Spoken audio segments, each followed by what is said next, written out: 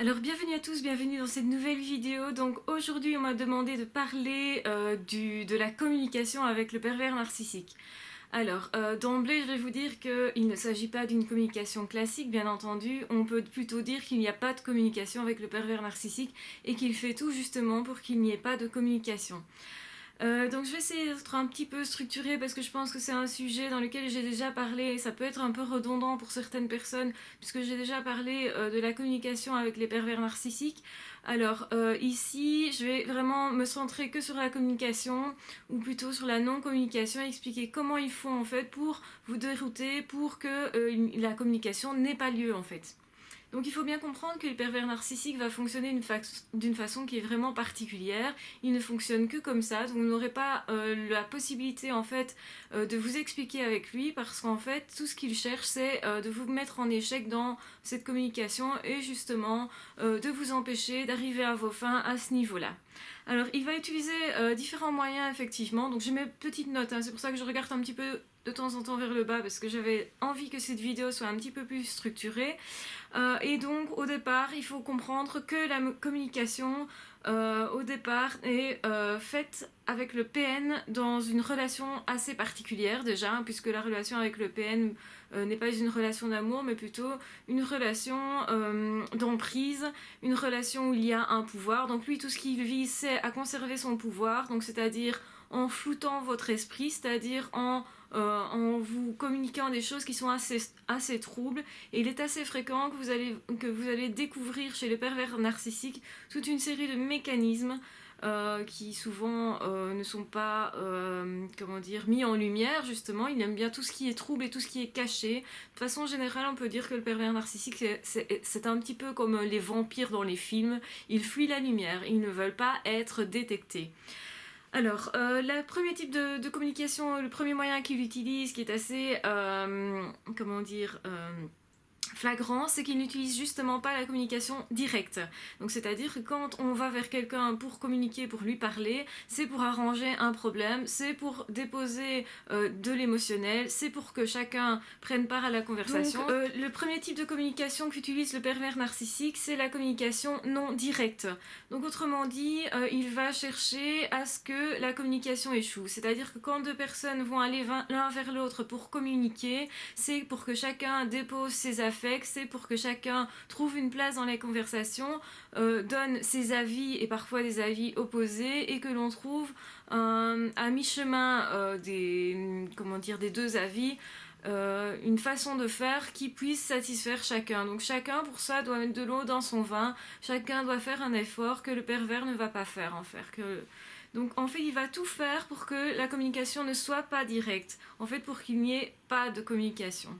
Donc c'est-à-dire il va utiliser plusieurs techniques. Donc la première chose c'est que quand vous allez parler, donc il fait ça quand vous vous exprimez vous, pas quand lui va s'exprimer. Quand vous vous exprimez vous, il va détourner le regard, il va se détourner de vous, c'est-à-dire qu'au lieu d'avoir une position vers vous, donc la boutroulle vers vous en fait, donc le nombril va être plutôt tourné vers autre chose, vers le mur qui est à côté de vous, ou carrément il peut se mettre dos à vous, il peut quitter la pièce justement pour vous montrer clairement que ce que vous dites ne l'intéresse pas et qu'il n'a pas envie de vous accorder une place, puisque c'est vraiment ça, hein. Alors c'est toute une série de comportements et c'est ça qui est d'autant plus trouble, c'est que verbalement il peut vous dire qu'il va vous écouter, qu'effectivement il souhaite régler un problème et qu'il déteste les conflits. Souvent ils vous disent qu'ils détestent les conflits, en fait ils les attisent, mais pour brouiller les pistes, il va vous dire tout l'inverse et il va vous faire croire que c'est vous qui cherchez le conflit puisque c'est vous qui cherchez à parler avec. Alors c'est tout à fait sain comme comportement que de chercher de parler avec quelqu'un quand il y a un problème dans une relation. Et c'est souvent ce que la victime va faire et c'est là en fait que le PN va l'attaquer parce qu'il ne veut pas que les choses soient mises en lumière. Donc lui il détecte ça comme un danger potentiel et donc il va devoir détourner la conversation pour ne pas que vous parveniez à trouver une solution justement puisque lui ne veut pas résoudre les choses, il veut maintenir son pouvoir, il veut maintenir maintenir en fait le conflit. Et très clairement, il va brouiller les pistes en vous disant que c'est vous qui cherchez le conflit. Donc toujours le mécanisme de rejeter la faute sur l'autre, qui est donc déjà un manque de communication, qui est un rejet de l'autre, un rejet de ses émotions. Il va refuser de reconnaître vos émotions et il va tout faire pour que vous vous dévoiliez, parce que justement, plus vous allez vous dévoiler et plus en fait le pervers va avoir d'armes pour vous attaquer et vous attaquer précisément dans ce qui vous fait mal. En fait, si le PN ne connaît rien de votre vie personnelle, intime, de vos réactions, etc., bien sûr, il va quand même observer une série de choses, mais si vous ne lui dites rien, il aura très peu d'armes pour vous attaquer. Donc la première chose qu'il faut faire quand on est en proie avec un PN, c'est lui dire le moins possible. Si vous êtes obligé d'être en contact avec un PN, que ce soit au travail, dans votre famille, ou quoi ou qu'est-ce, de toute façon, la seule chose qu'il faut faire, c'est pour vous prémunir, c'est de garder secret la plus grosse partie de votre vie. Puisque d'office, lui, il va se servir de ça pour asseoir son pouvoir, pour vous attaquer, pour vous faire mal, pour choisir précisément quelque chose qui vous touche particulièrement. Si chaque fois il tombe à côté de la plaque et en fait il risque chaque fois de ne pas vous toucher, et en fait il n'aura pas ce pouvoir-là. Et c'est pourquoi il faut garder ça plutôt secret. Alors donc je reviens au mode de communication. Donc ce qu'il adore, c'est brouiller les pistes, c'est faire en sorte que vous ne compreniez même pas son discours. Donc vous avez énormément de PN qui vont faire en sorte de vous brouiller l'esprit.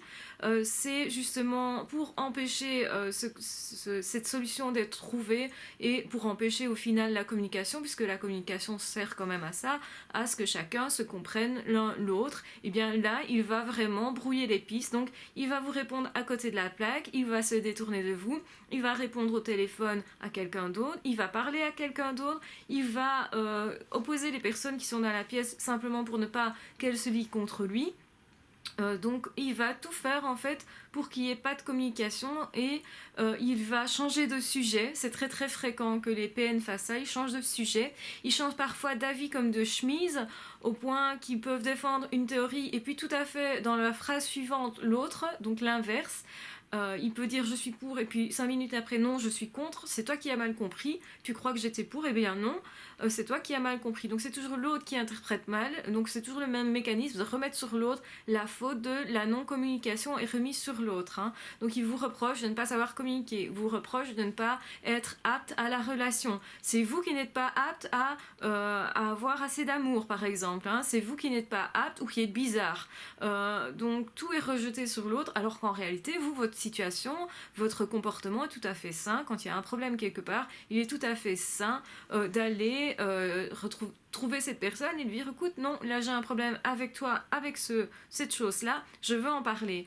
Et donc cette démarche là est très mal vécue de la part du pervers narcissique. C'est vraiment une attaque pour lui et un danger potentiel. Donc forcément il va tout faire pour dévier la conversation. Donc il va pas parler d'un autre sujet, il va tourner ça à l'ironie, il va se moquer publiquement de vous, il peut en fait vous faire mousser exprès, parce que s'il y a des personnes extérieures, bien si vous vous énervez, c'est vous qui aurez l'air d'être en tort, et c'est ce qu'il veut justement.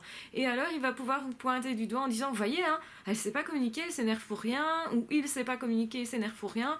Donc voilà d'où vient le problème. Et effectivement, d'un point de vue extérieur, tout sera contre vous, parce que c'est ce qu'il a manigancé et il vous a vraiment piégé, et il a tellement l'habitude de ça que pas de problème, ça va fonctionner très bien. Alors, donc il va déformer les choses, donc il va vous reparler d'événements qui ont soi-disant eu lieu, mais en disant que ça n'a pas eu lieu comme ça a réellement eu lieu. J'ai des exemples, en fait. J'en ai croisé un que j'ai détecté très vite et qui n'a pas su faire grand chose au final, dans des activités créatrices. Donc j'expliquais que c'est vrai que quand on est artiste, etc., c'est généralement parce qu'on a une certaine sensibilité. Malheureusement, toutes les situations, toutes les personnes qui ont beaucoup de sensibilité vont attirer les PN. Donc les pervers narcissiques est attiré précisément parce qu'il n'a pas. Et donc comme il essaye de comprendre malgré tout ce qu'il n'a pas et qu'il essaye de l'enlever à l'autre puisqu'il ne sait pas l'avoir pour lui-même, il va être attiré par ces milieux de grande créativité, de grande grands esprits, je dirais, où les personnes sont plutôt créatives, plutôt artistiques, plutôt relationnellement très, très proches, etc. Moi, c'est comme ça en tout cas que je vois le milieu artistique, c'est comme ça que je le vis. Pour moi, c'est une grande famille et beaucoup de personnes vont retrouver là-dedans l'essence même de l'être humain. Et je pense que c'est vraiment très important de vivre ça, notamment quand on est pensionné, quand sa vie, je vais dire, professionnelle un petit peu derrière, on va faire en sorte de compenser, ou en tout cas de changer ses comportements pour aller vers une activité plus créatrice, en tout cas, qui permet de rester en relation. Donc c'est très très important effectivement pour l'équilibre d'avoir toujours un endroit où vous continuez d'être actif, d'avoir des relations, d'être intégré dans un groupe et de pouvoir partager, que ce soit au jour le jour ou au gré des événements. Et justement, le milieu artistique, c'est un milieu où on organise des événements, etc., qui se répètent d'année en année, donc on retrouve les mêmes personnes. Ça crée forcément des liens, etc., etc. Et donc forcément, les PN arrivent aussi dans ce milieu-là. Alors généralement, on les voit arriver tout d'un coup et on les voit repartir aussi assez vite parce que généralement, ils repartent quand ils sont détectés par une ou plusieurs personnes. Et c'est ce qui est arrivé à une personne que je connais comme ça, je veux dire de loin, parce que c'est le genre de personne qu'il vaut mieux connaître de loin, forcément. Et donc, qu'est-ce que cette personne faisait, par exemple, c'est téléphoner pour essayer que vous décrochiez immédiatement. Si vous ne décrochiez pas immédiatement, il se vexait très vite en disant mais c'est pas normal que tu ne saches pas décrocher un téléphone quoi, hein, c'est quand même pas logique hein. Donc voilà, et puis monopoliser la parole, votre temps, donc ça les PN font beaucoup et c'est aussi des personnes qui vont essayer de vous noyer comme ça dans un flot de paroles qui parfois est complètement incompréhensible de façon à ce que vous vous dites mais je suis bête ou quoi, je comprends rien à ce qu'il me raconte et donc vous avez cette impression d'être dévalorisé vous-même, enfin c'est pas juste une impression d'ailleurs, vous vous dévalorisez vous-même parce qu'intérieurement vous vous dites mais j'ai rien compris et forcément ça va pas vous glorifier de n'avoir rien compris. Peut-être justement les personnes qui ont un doute au niveau de leur potentiel, au niveau de leur intelligence, qui se croient pas très intelligents comme justement bon on va y revenir, comme forcément les personnes qui sont surdouées se croient généralement pas très malins, et bien du coup ils vont souffrir de cette situation là, surtout s'ils ne sont pas détectés, etc. On va pas revenir sur ce sujet, mais voilà. Et donc vous avez régulièrement les pervers qui vont utiliser une série de termes qui parfois n'ont rien à faire dans ces phrases là d'ailleurs. Quand vous connaissez, que vous avez un vocabulaire qui est quand même assez précis, parfois les pervers narcissiques utilisent des vocabulaires très très très précis, hein, justement qui au final ne veulent plus trop dire grand chose, hein. Vous avez des termes comme ça médicaux très précis ou des termes très techniques, électromécaniques, machin, enfin bon, vraiment dans des milieux qui sont vraiment très précis et que peu de personnes connaissent, ou alors ils utilisent volontairement des raccourcis sans explication vraiment de ce qu'ils utilisent comme raccourci. HS, tout le monde sait que c'est hors service, mais voilà, ils pourraient par exemple abréger des choses de cette façon sans expliquer quoi. Et donc, malheureusement, pour la personne qui ne vient pas de ce milieu-là, ça, forcément, ça n'a pas de sens. Et du coup, c'est ce qu'il aime. Il va voir la personne qui est en train de se noyer dans ses propos. Et il va justement lui laisser peu de place pour lui demander « Mais enfin, qu'est-ce que tu racontes ? Je ne te suis pas, etc. » Donc, au contraire, il va enchaîner les phrases, les idées, etc. très très vite. Et parfois de façon complètement décousue pour que vous ne compreniez rien et pour qu'il puisse en plus après vous dire mais tu vois tu ne m'écoutes pas ou tu vois tu n'es pas assez intelligent pour comprendre ça, etc. Et donc ça va être des personnes qui vont forcément critiquer les uns les autres, qui vont aller dire une messe basse, hein, on appelle ça, donc c'est-à-dire critiquer une personne dans le dos d'une autre, régulièrement en tout cas, et vont monter vraiment les gens les uns contre les autres parce qu'ils aiment ça. Donc c'est vraiment de l'anti-communication qu'ils font. Donc ils déforment les choses, ils restent flous, ils sont très confus, ils interprètent tout de travers, donc ils vous prêtent des mauvaises intentions. Donc moi j'avoue que je me méfie des gens qui me prêtent de mauvaises intentions quand je n'ai pas ces mauvaises intentions là. J'ai eu récemment le cas de quelqu'un qui a interprété des propos que j'ai dit qui ne le concernaient pas, et là je me suis dit non, là je peux pas aller avec quelqu'un qui me prête de mauvaises intentions alors que il n'y avait rien à la base.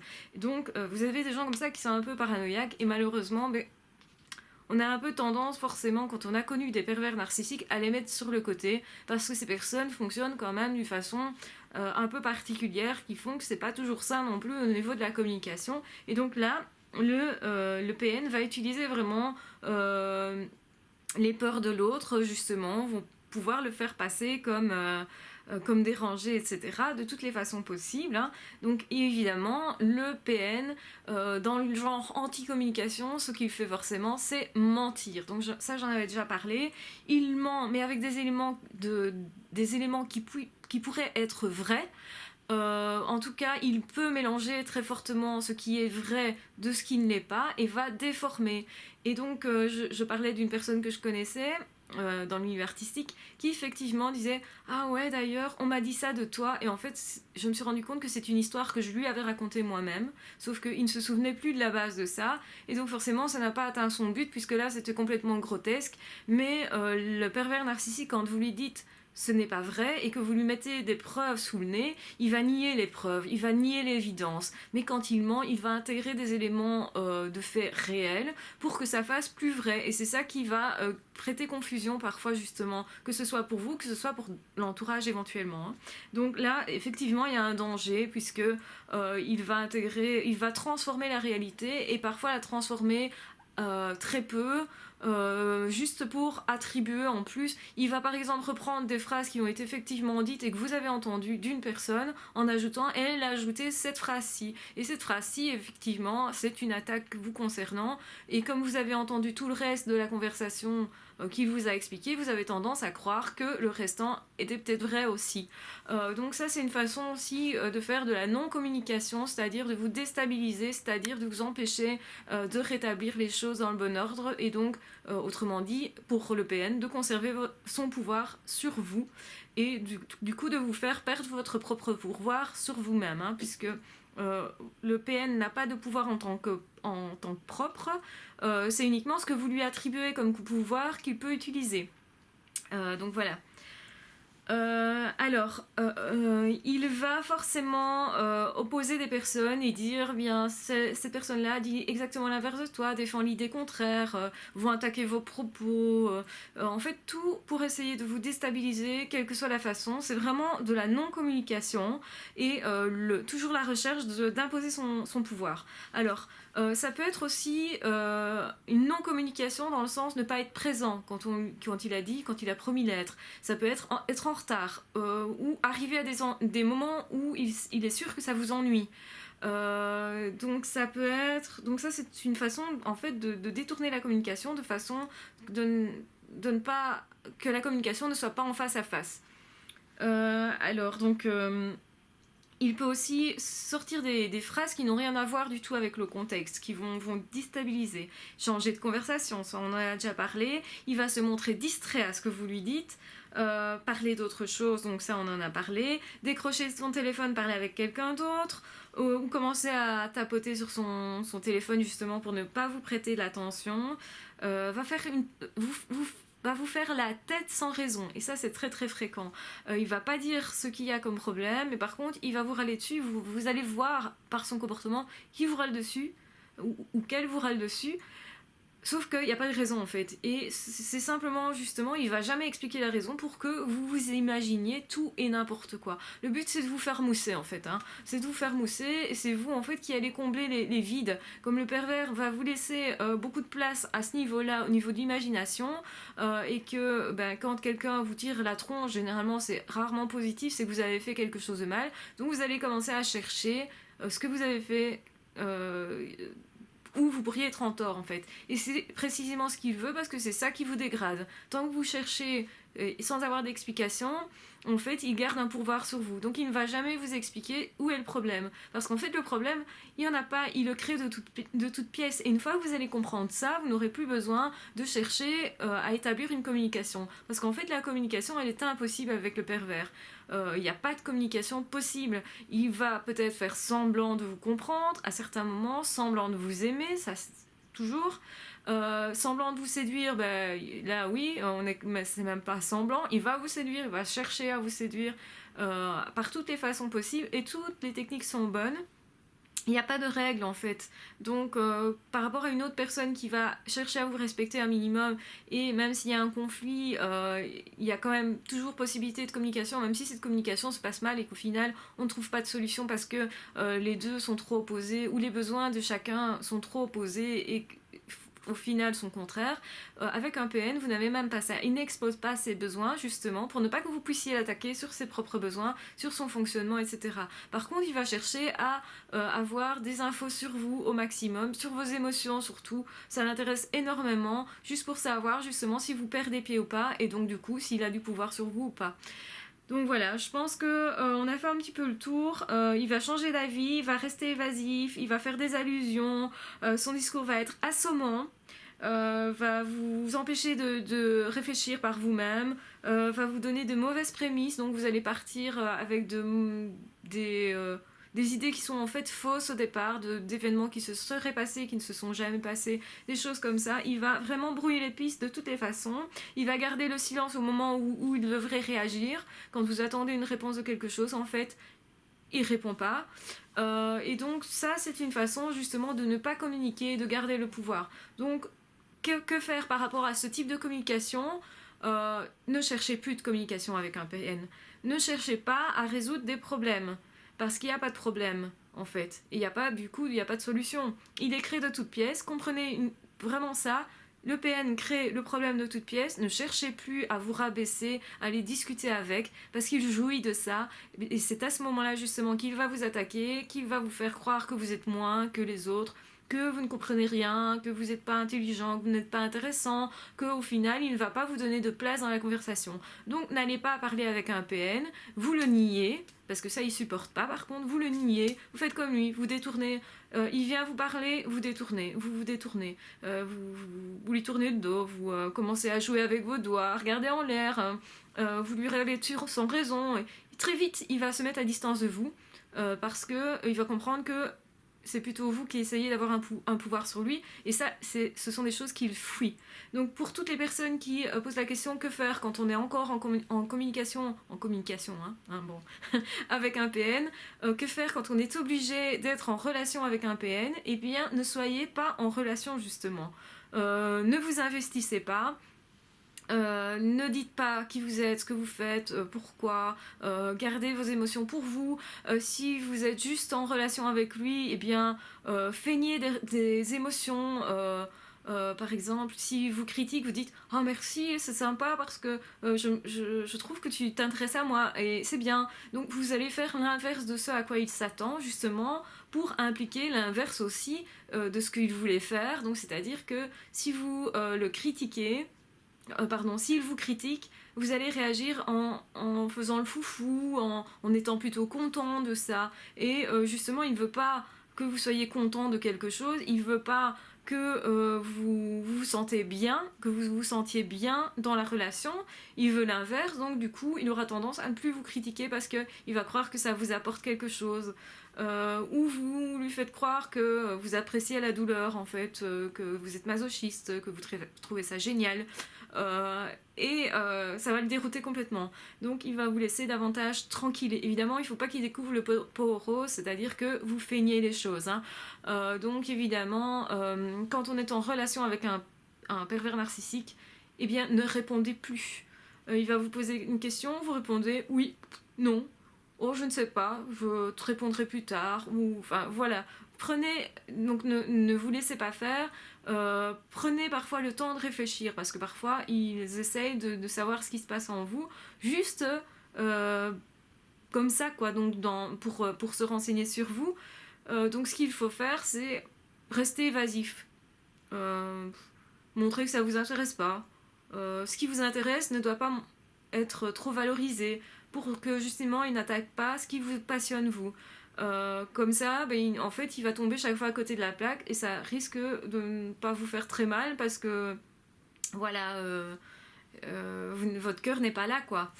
Et ça, c'est la meilleure solution pour réagir face à un pervers narcissique qui reste dans l'entourage. Et c'est vraiment pas simple à faire parce qu'on a toujours tendance, si on a été choisi comme victime, on a toujours tendance à se justifier, à se culpabiliser, à en dire sur soi peut-être de trop. à être sensible, à être créatif, à avoir beaucoup d'intériorité, etc. Et donc tout ça, on doit feindre être autre chose. Et c'est pour ça que c'est pas évident, mais ça vous protégera vraiment très très bien. Évidemment, ça se travaille. Vous pouvez travailler ça le soir tout seul chez vous jusqu'à ce qu'à un moment vous y arriviez face à la personne. Ça s'acquiert au fur et à mesure. Donc n'ayez pas peur si vous n'y arrivez pas à un certain moment et vous vous dites merde, je me suis encore fait avoir, mais oui, mais c'est pas grave. Au moins vous avez mis la lumière sur les choses, vous savez quand la personne vous manipule, vous détourne de vos chemins, de ce que, enfin voilà, de vos objectifs, parce que ce sont des personnes qui sont extrêmement chronophages aussi. Donc ils peuvent essayer de vous empêcher de penser. Dans le travail par exemple, au niveau professionnel, ils peuvent essayer de saboter votre travail. Ou de vous mettre une pression immense sur les épaules, justement pour que vous perdiez pied. Donc ne vous laissez pas faire. S'il vous met une pression, demandez-lui encore plus, et là il va être dérouté. Vous allez, en fait, c'est un peu la technique du judo. Je ne sais pas si vous avez déjà fait du judo parmi vous. Moi, j'avoue que ma sœur en a fait, et du coup, je connais un petit peu ce principe qui est que il faut faire l'inverse de ce à quoi l'adversaire s'attend, en fait. Donc, comment dire, si vous portez enfin, vous arrivez en vous ruant sur quelqu'un, la personne, si elle vous tire comme ça, vous allez être emporté par le mouvement. C'est exactement la même chose avec un pervers narcissique. S'il arrive avec une attaque en force contre vous, plutôt que de vous rebuter à ça, tirez-le dans le sens où il va, en lui disant « Ah mais oui, mais je suis d'accord avec toi. Enfin voilà, je vais dans ton sens. » Et comme c'est justement ce à quoi il ne s'attend pas, et surtout si vous feignez à avoir un plaisir à aller dans ce sens-là, le PN va vous laisser tranquille parce qu'il ne vous comprendra pas, parce qu'il va être dérouté, parce que c'est son fonctionnement habituel, ce n'est pas ça, il n'est pas créatif. C'est pas comme quelqu'un qui, face à quelqu'un d'autre, comprend que l'autre personne a changé son comportement et que donc il le changera aussi. Le PN ne change pas de comportement, il n'est pas assez créatif pour ça, pas assez flexible, au contraire ça le déstabilise et va vous fuir. Et c'est justement l'effet voulu. Voilà, je vais vous laisser parce que cette vidéo est déjà pas mal longue. J'espère que vous aurez compris vraiment la technique de la communication, je vais dire plutôt de la non-communication du pervers narcissique, ce qui vous permettra de vous défendre mieux et surtout de vous protéger par rapport à d'éventuels PN qui restent dans votre entourage. Voilà, je vous embrasse très fort, prenez très, très fortement soin de vous, parce que vous le méritez, n'oubliez jamais ça. Je vous retrouve de toute façon très vite pour d'autres vidéos, dès que possible, étant donné les circonstances, hein. Voilà.